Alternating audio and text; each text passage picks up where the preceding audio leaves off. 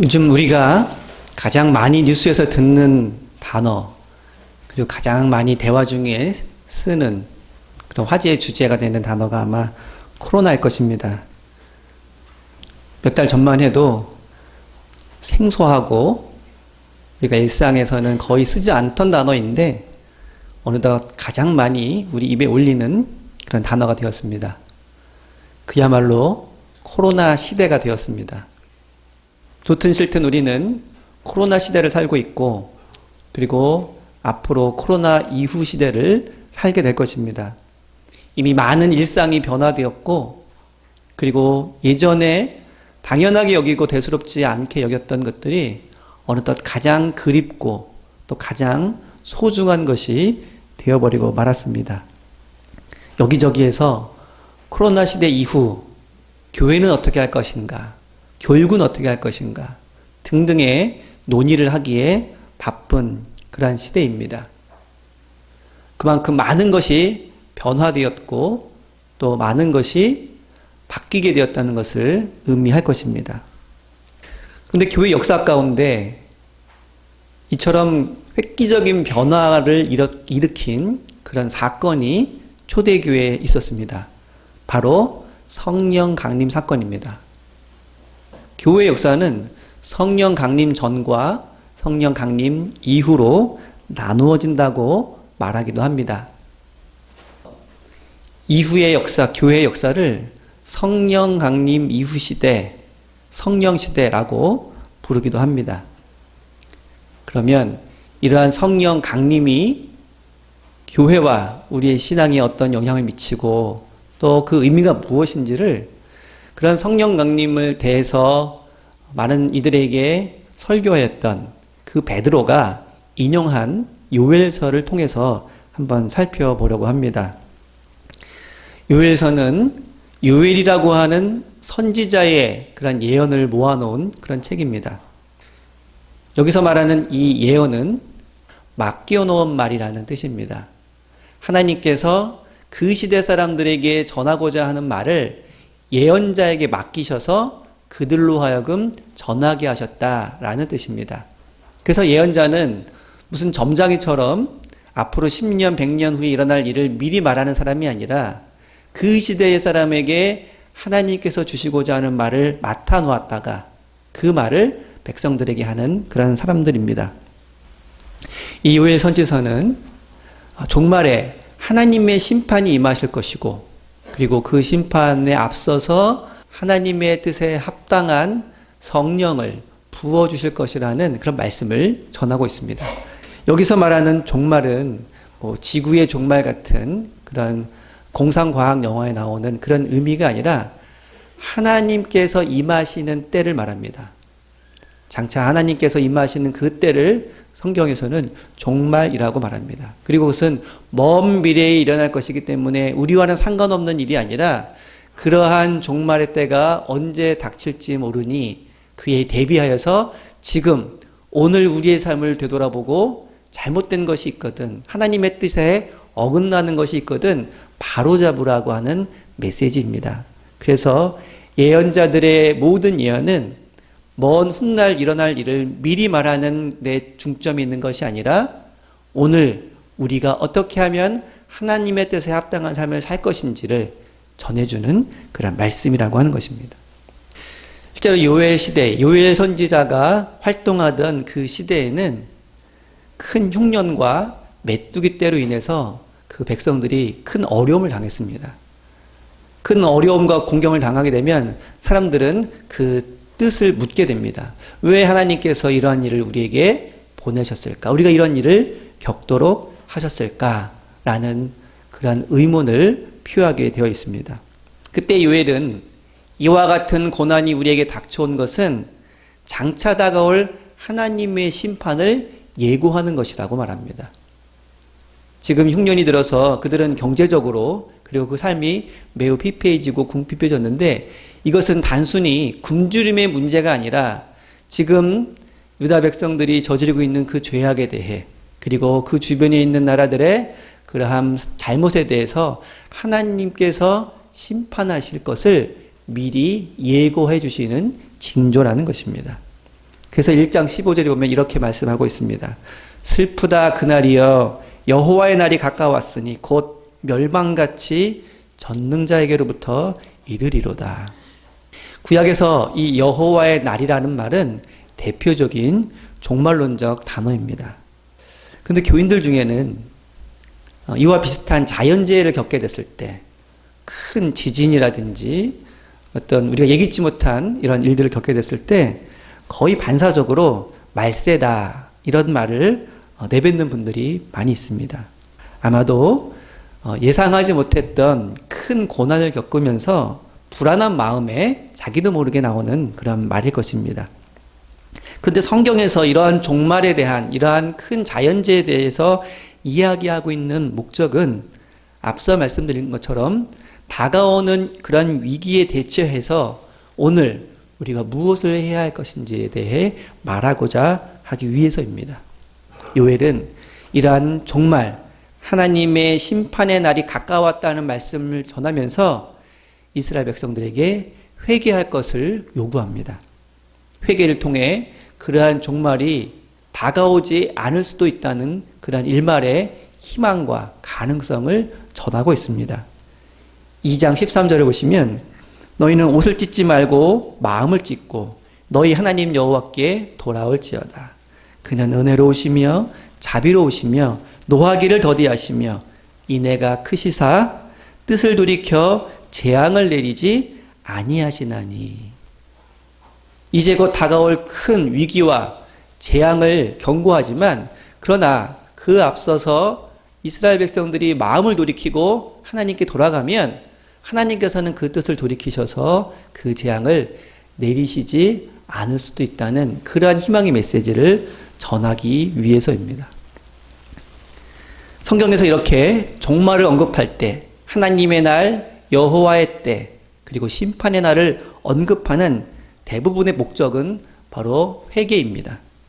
지금 그들이 잘못 걸어가고 있는 그 길을 멈추고 돌이켜서 세상이나 우상을 향해 나아가던 발걸음을 하나님께로 돌이키게 하려고 하는 것이 종말을 그리고 하나님의 심판을 전하는 가장 큰 목적이라고 하는 것입니다. 세상에 몰두하고 세상에 정신이 팔려 살아가는 사람들에게 하나님의 말씀을 듣고 하나님의 뜻이 무엇인지를 깨달아서 그들이 살아가고 있던 삶의 방향을 바꾸어 하나님께 나아가라고 하는 것입니다. 그런데 사람들이 늘상 자신이 해오던 그러한 삶의 모습을 바꾼다는 것은 결코 쉬운 일이 아닙니다. 게다가 그 일이 별로 문제될 것도 없고 더더구나 그 일을 통해서 자신이 큰 이익을 얻고 있다면 구태여 그러한 삶의 방향을 바꿀 이유가 없기 때문입니다. 하나님께서도 그것을 아시고 자신의 힘으로 자신의 능력과 지식으로는 그것이 가능하지 않다고 말씀하시면서 그것을 가능하게 하기 위해 하나님의 영을 부어주시겠다고 합니다. 인간의 자신의 생각으로 자신의 의지로 할 수 없는 그 일들을 하나님께서 하나님의 영을 부어주셔서 이것이 잘못된 것이고 이것을 우리가 돌이켜야 된다는 것을 깨닫게 하셔서 다가올 그 위험으로부터 벗어나도록 하시기 위해서 그들에게 하나님의 영을 부어주신다는 것입니다. 그것이 오늘 우리가 읽었던 본문입니다. 2장 28절과 29절만 함께 보도록 하겠습니다. 그 후에 내가 내 영을 만민에게 부어주리니 너희 자녀들이 장래일을 말할 것이며 너희 늙은이는 꿈을 꾸며 너희 젊은이는 이상을 볼 것이요 그때 내가 또 내 영을 남종과 여종에게 부어줄 것이며. 이 구절은 사도행전에서 베드로가 인용한 구절로 유명한 구절입니다. 여러분들도 많이 들어보셨을 것입니다. 근데 주로 이 구절을 인용하면서 이상과 꿈과 장래일, 비전 이런 쪽에 우리는 초점을 맞추어서 보곤 했습니다. 근데 여기에는 또 다르게 우리가 눈여겨봐야 할 점이 하나 있습니다. 그것은 바로 하나님께서 하나님의 영을 부어주시되 만민에게 부어주신다는 것입니다. 그리고 그것을 풀어서 자녀, 아들이나 딸에게, 그리고 늙은이나 젊은이에게, 그리고 남종이나 여종 모두에게 하나님의 영을 부어주신다는 것입니다. 이 말씀은 하나님의 영을 어떤 특별한 사람, 어떤 선택된 사람에게만 부어주시는 것이 아니라 남녀노소 누구에게나 부어주시겠다고 하는 그런 말씀입니다. 여러분, 창세기 2장을 보시면 하나님께서 인간을 흙으로 지으시고 언제 완성이 되냐면 하나님의 영을 그 흙으로 빚은 인간의 코에 불어 넣으실 때 그 인간은 비로소 하나님의 형상으로 완성이 됩니다.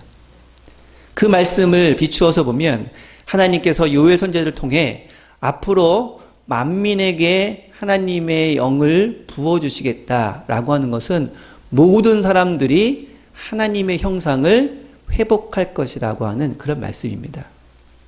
물론 그 말씀은 지금 살아가고 있는 이 사람들은 하나님의 형상을 잃어버린 채 살아가고 있다는 뜻이기도 합니다. 그런데 고대 세계에서 하나님의 형상, 하나님의 영이 부어진 사람은 만민이 아니었습니다. 고대 세계의 신화나 역사를 보면 오직 소수의 왕이나 특별히 선택받은 사람만 하나님의 형상, 신의 형상 혹은 신의 아들, 그리고 신이 그에게 특별한 영과 능력을 부어주었다. 이런 식으로 기술을 하고 있습니다. 그러므로 해서 특별한 능력을 입은 그 왕이나 소수의 지배자가 다수의 일반적인 사람들을 다스리는 것을 정당화했던 것입니다. 나는 하나님의 형상이고 나는 신의 아들이기 때문에 일반인인 너희들을 내가 다스리는 것은 마땅한 일이다 라는 메시지를 전해주는 것입니다. 이처럼 고대 세계에서는 정치와 종교가 결합이 되어서 종교가 주로 왕이나 소수자의 특권을 정당화해 주는 데에 기여하고 있었던 것입니다. 그런데 이러한 시대에 성경에서는 그러한 특별한 왕과 소수자가 아닌 모든 사람에게 하나님의 영을 부어주신다고 말씀하고 있습니다. 그리고 모든 사람들이 하나님의 형상이라고 이야기를 하고 있습니다. 어떤 사람만 특별히 특별한 존재가 아니라 모든 사람은 다 하나님의 형상을 덧입은 그러한 존재라는 것을 전해주고 있는 것입니다. 그래서 만민에게, 그리고 남자와 여자에게, 남종과 여종에게 하나님의 영을 부어주심으로 인해서 이제 깨어져 버린 하나님의 형상을 회복하고 편견과 차별 속에서 어떤 사람은 특혜를 얻고 어떤 사람은 상처를 받는 이러한 모습이 회복될 것이라는 말씀을 전해주고 있는 것입니다. 그런데 요즘 우리가 살아가고 있는 이 사회를 돌아보면 이러한 말씀과는 다르게 차별과 편견과 그리고 혐오와 갈등이 점점 커지는 모습을 우리는 볼 수 있습니다. 인터넷 공간에서는 그런 갈등의 양상이 더 심하게 표현이 되고 있습니다. 그래서 요즘은 자기가 싫어하는 사람들을 가리켜서 무슨 충이라고 부릅니다. 이 충이라는 말이 벌레라는 뜻이죠. 벌레.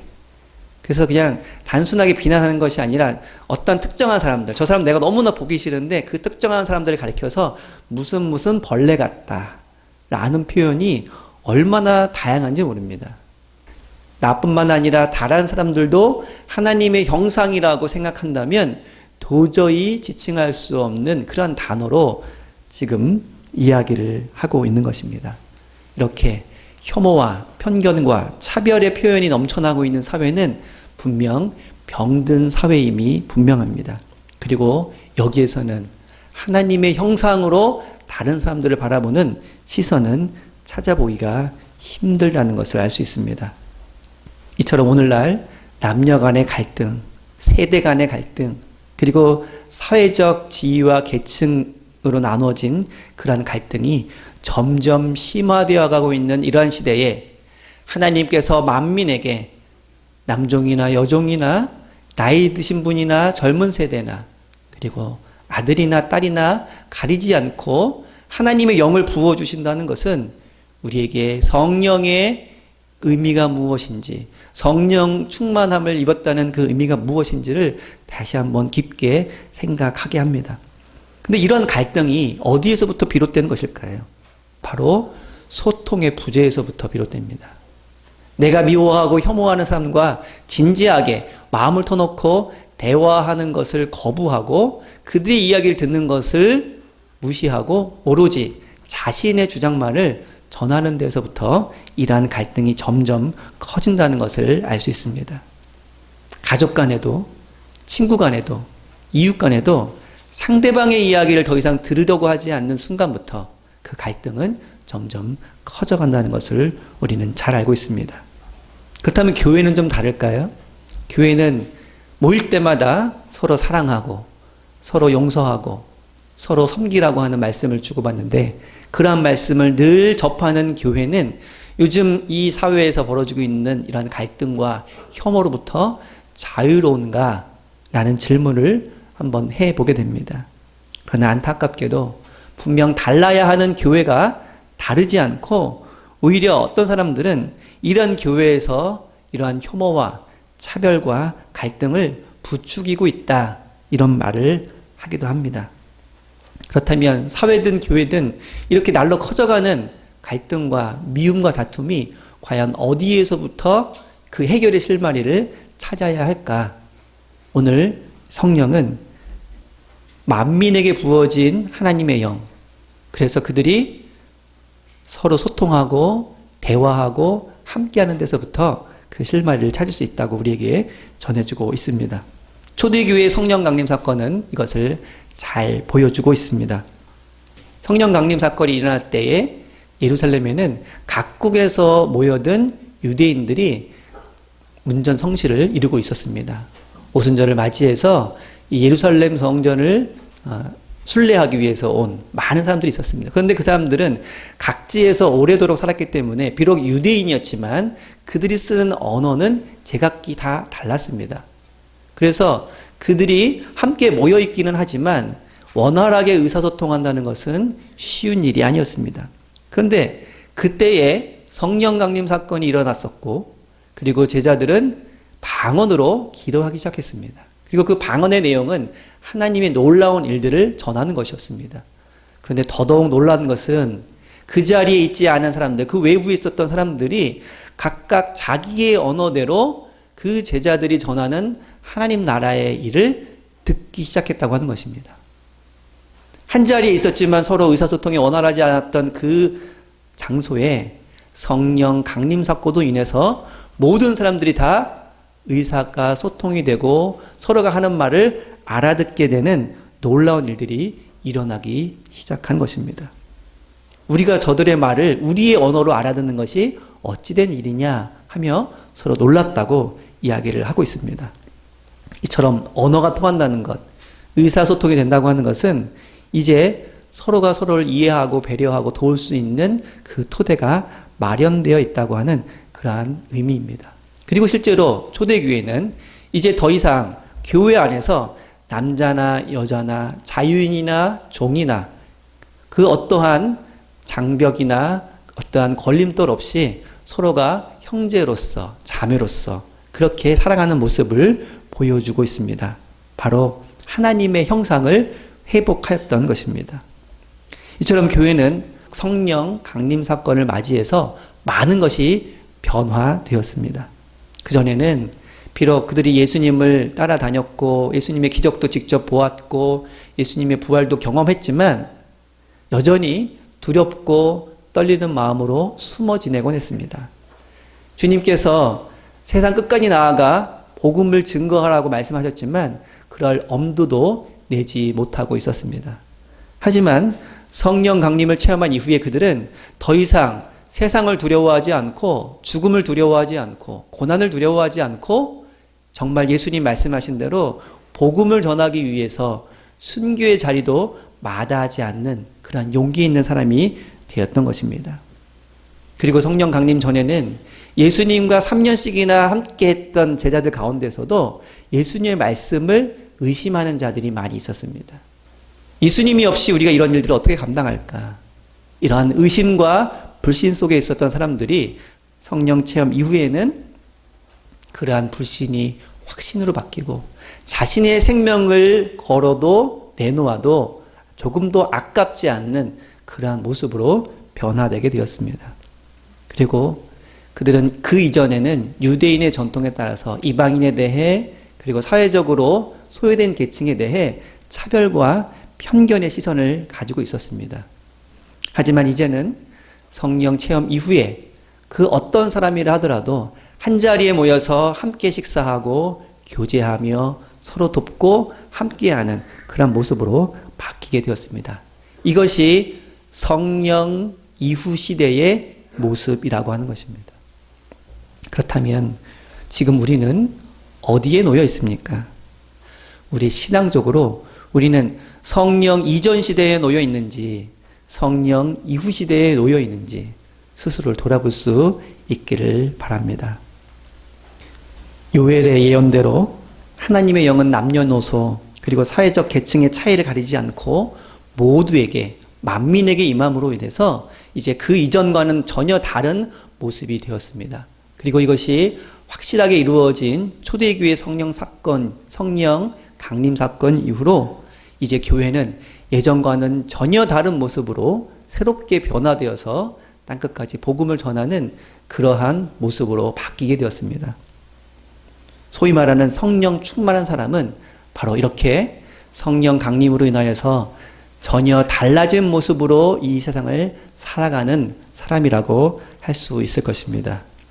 특별히 성령 강림주의를 맞이하여서 저와 여러분들의 삶 속에 그리고 우리 교회와 그리고 한국교회 그리고 이 사회에 성령의 능력을 통하여서 그 이전과는 전혀 다른 모습으로 다른 사람을 대하고 또 하나님 앞에 바로 서며 우리에게 맡겨진 일들을 감당해 나갈 수 있기를 바랍니다.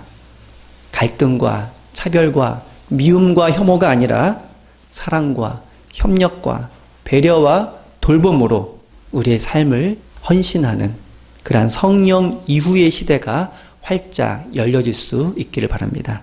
기도하겠습니다.